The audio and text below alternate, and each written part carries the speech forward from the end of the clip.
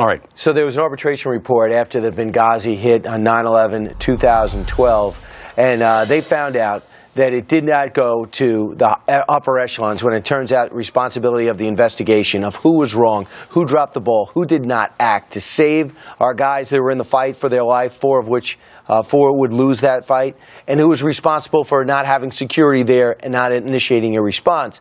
When it came, they focused on the State Department. It wasn't the Secretary of State, it wasn't the Undersecretary. It was 4 mid-level employees there that were told, listen, we find that you're responsible. This is an arbitration report put together by Admiral Mullen and Thomas Pickering. These are the 4 that were told, hand in your badges, don't come to work. This is the report everyone refers to as the template from what went wrong. And anybody who steers clear of this report is just going out for pure politics. So anyway, those 4 were placed on administrative leave. John Kerry, Hillary Clinton at the time said, if I could fire him, I would fire him. Well, now, fast forward to John Kerry, Secretary of State. He yesterday said, okay, you know what? You didn't do anything wrong. Come on back. Get your job. Now, isn't that convenient? A lot of people feel that they were scapegoats. In fact, Victoria Tenzing is going to join us 1 hour from right now. Here is Trey Gowdy talking about how what has happened at the Department of State is simply to help Hillary Clinton become our next president.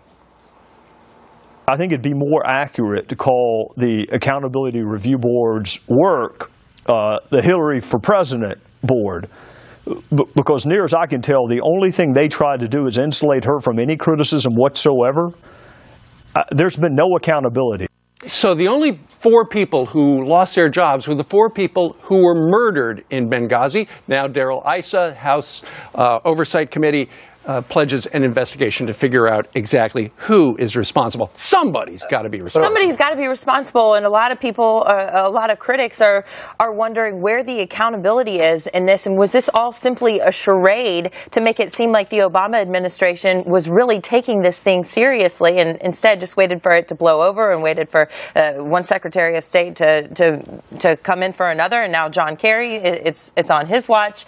So definitely we're going to be continuing to watch this. So Thomas Pickering, a former ambassador with the Independent Review, ever since this is independent, even though Secretary of State Hillary Clinton signed them to it, he said, quote, we fix responsibility at the assistant secretary level, which in our view was the appropriate place to look, where the decision-making in fact takes place, where, if you like, the rubber hits the road.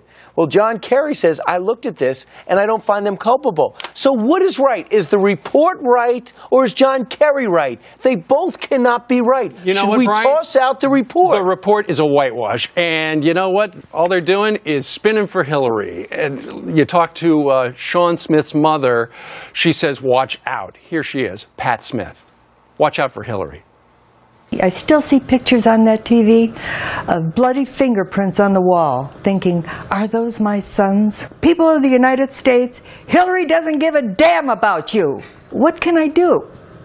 What can I do on this? I'm just at a loss for words. I want to know what happened, why my son is dead, who ordered that, and I don't want it to happen again to other people. These are real people with real lives who've lost their lives, and their family members are still surviving, having to deal with the aftermath and going to bed at night not knowing what happened. It's terrible.